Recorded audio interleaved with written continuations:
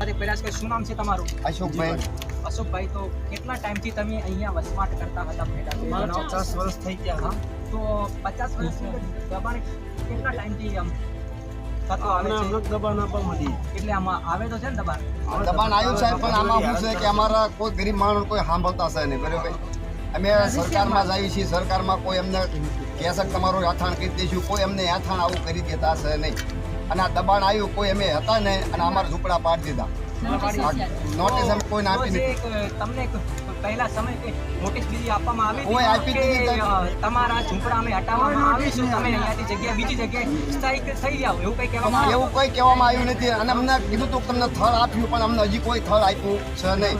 અમારા બાળ બચ્ચા લઈને ક્યાં જવાનું? અત્યારે અહીંયા ઝૂંપડપટ્ટી અમારી પાડી દીધી અને અમારા કોઈ છોકરાને ક્યાં રહેવાનું? અમને અત્યારે રોડ ઉપર લાવી દીધા.